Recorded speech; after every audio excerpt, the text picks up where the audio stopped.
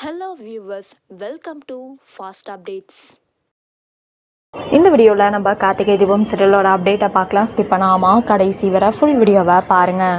இப்போதான் நம்ம சேனலை ஃபர்ஸ்ட் டைம் பார்க்குறீங்கன்னா சப்ஸ்கிரைப் பண்ணுங்க, பக்கத்தில் இருக்க பெல் ஐக்கானையும் ப்ரெஸ் பண்ணுங்க. அப்போதான் நான் போடுற வீடியோஸ் எல்லாம் நோட்டிஃபிகேஷனில் வரும்.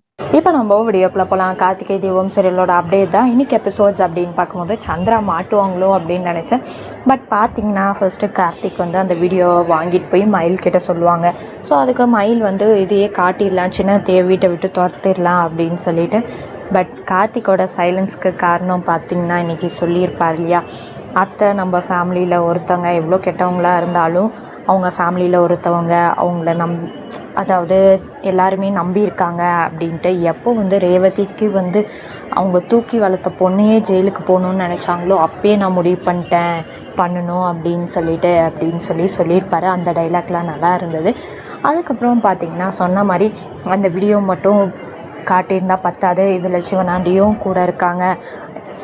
பார்த்திங்கன்னா சின்னத்தை அப்பப்போ போய் பார்த்துட்டு சிவனாண்டிக்கிட்ட பேசிவிட்டு இன்னும் காண்டாக்டில் தான் இருக்காங்கன்னு இன்னும் தெளிவுபடுத்தினா தான் எல்லாம் ஒத்துப்பாங்கன்னு சொன்னது.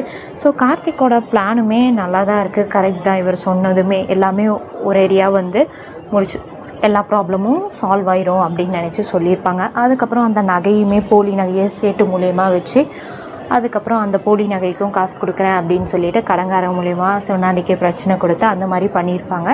அதோட எபிசோட்ஸ் இன்றைக்கி முடிச்சிருப்பாங்க. அதுக்கப்புறம் பார்த்திங்கன்னா நாளை ப்ரிவ்யூ அப்போ வந்து பார்த்திங்கன்னா கார்த்திக்கும் மயிலும் பார்த்திங்கன்னா அந்த சேட்டுக்கிட்ட பேசிகிட்டு இருப்பாங்க போலி நகைக்கு அப்படின்னு சொல்லிட்டு. அப்போ பார்த்திங்கன்னா சிவனாண்டியோட சித்தப்பா அதை வந்து கேட்டிருப்பாங்க. அதை கேட்டுட்டு அப்போ இதெல்லாம் உங்களோட பிளான் தானா அப்படின்னு சொல்லிட்டு ஓடும் போது இடிச்சுப்பார். அதுக்கப்புறம் அவங்களும் பார்த்துட்டு பின்னாடி ஓடுவாங்க. என்ன ஆக போகுதோ அப்படின்னு தெரில, ட்விஸ்ட்டு மேலே ட்விஸ்ட்டாக இருக்குது. இன்றைக்கே சந்திரா பற்றின உண்மை தெரிஞ்சிடும், எப்படியாவது ப்ராப்ளம் என்ன நடக்க போகுதுன்னு தெரிஞ்சிடும். பார்த்தா அடுத்தது என்ன ஆகும்னு தெரியல. இன்னொரு பக்கம் வந்து இப்போது தெரிஞ்சிடுச்சு இல்லையா அவங்க சித்தப்பாக்கு, இதுதான் இவங்களோட பிளான் தான் எல்லாம் சேர்த்து பண்ணுறாங்க அப்படின்ட்டு சிவனாண்டி கிட்டே போய் சொல்லுவாங்க.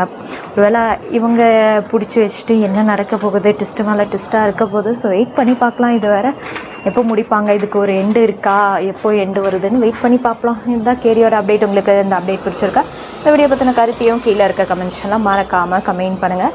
நெக்ஸ்ட் ஒரு நாள் வீடியோவில் பார்க்கலாம். இந்த வீடியோ உங்களுக்கு பிடிச்சிருந்தா லைக் பண்ணுங்கள், ஷேர் பண்ணுங்கள், மறக்காமல் சப்ஸ்கிரைப் பண்ணுங்கள். தேங்க்ஸ் ஃபார் வாட்சிங்.